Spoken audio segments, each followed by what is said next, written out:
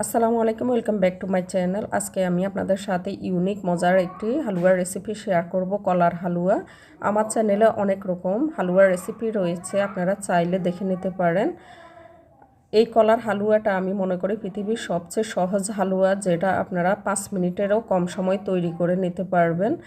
এই হালুয়াটি তৈরি করার জন্য কি কি উপকরণ লাগবে চলুন দেখে নিই। প্রথমে আমি একটি বাটি নিয়ে নিয়েছি, বাটিতে আমি কয়েক ফোঁটা ঘি দিয়ে দিয়েছি যেন সুন্দরভাবে উঠে আসে। ঘি দিয়ে এখন হাত দিয়ে চারপাশে ছড়িয়ে দিচ্ছি। দেখেন এভাবে ছড়িয়ে দিয়ে আমি প্রথমে বাটিটা রেডি করে রেখে দিয়েছি। এরপরে আমি চলে যাচ্ছি অন্য স্টেপে।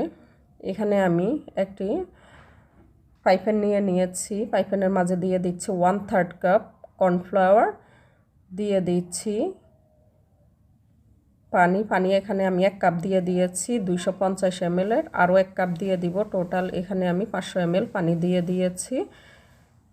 এর কম বা বেশি দেওয়া যাবে না।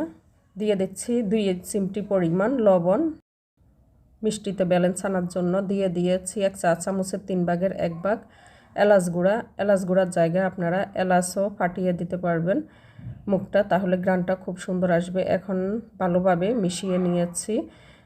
মিশিয়ে নিয়ে এখন আমি সাইডে রেখে দিচ্ছি। এখন আমি এখানে নিয়ে নিয়েছি 2টি বাংলা কলা, আপনারা 3টা 4টাও দিয়ে দিতে পারবেন।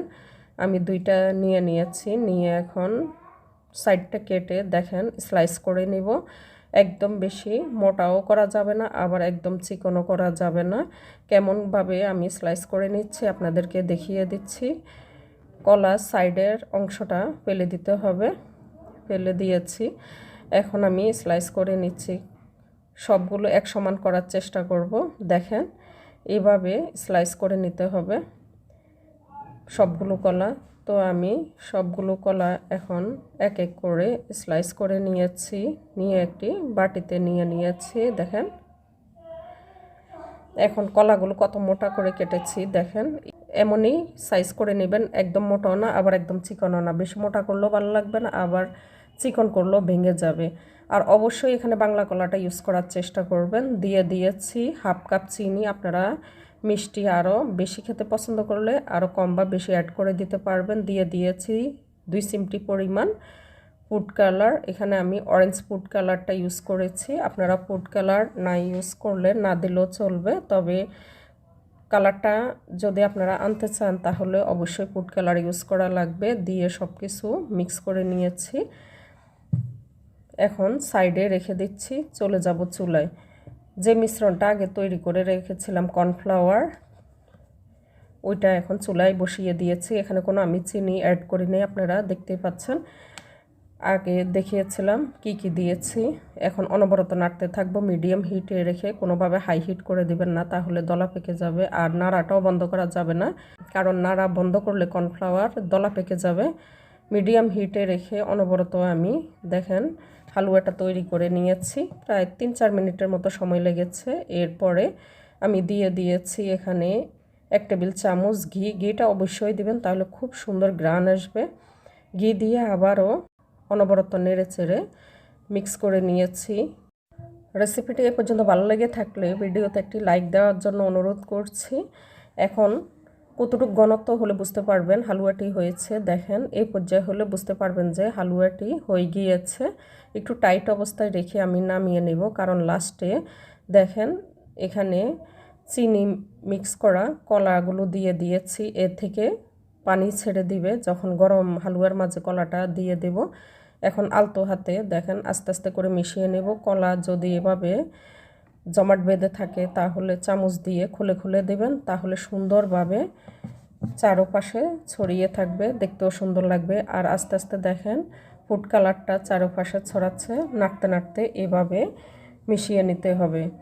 আর আমার ভিডিওগুলো ভালো লেগে থাকলে চ্যানেলটি সাবস্ক্রাইব, লাইক, শেয়ার করার জন্য অনুরোধ করছি। দেখেন এর ঘনত্বটা এখন এরকম ঘনত্ব হলে বুঝতে পারবেন যে হালুয়াটি হয়ে গিয়েছে। আমি পর্যায়ে মিডিয়াম টু লো হিটে রেখে কলাটা মিক্স করে নিয়েছি। এখন চুলা থেকে নামিয়ে দেখেন যে বাটিটা রেডি করে রেখেছিলাম তার মাঝে দিয়ে দিয়েছি।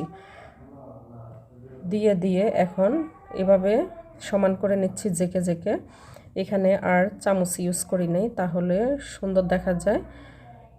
সমান করার পরে এখন আমি এর মাঝে কিছু কলা দিয়ে ডেকোরেশন করে দিচ্ছি। আপনারা চাইলে এটা দিতে পারেন, না চাইলে না দিলেও চলবে, এটা সৌন্দর্যের জন্য দিচ্ছি। তবে আপনারা একসাথে দিয়ে দিলেই সুন্দর দেখাবে, সমস্যা নেই। যে অংশে কলা খালি খালি ছিল ওই অংশে আমি দিয়ে দিয়েছি। আপনারা এখানে 4টা কলা দিয়ে দিতে পারেন, তাহলে লেয়ারটা দেখতে সুন্দর দেখাবে। আমি টোটাল 3টা দিয়ে দিয়েছি।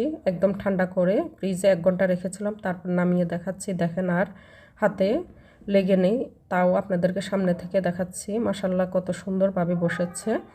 এখন আমি দেখেন উঠিয়ে নিয়েছিলাম আনমোল্ড করে, এরপরে ডায়মন্ড কাট করে কেটে নিচ্ছি। আপনারা আপনাদের পছন্দের যে কোনো কাট করে নিতে পারবেন। আজকে এই পর্যন্তই। সবাই সুস্থ থাকবেন, ভালো থাকবেন। আল্লাহ হাফেজ।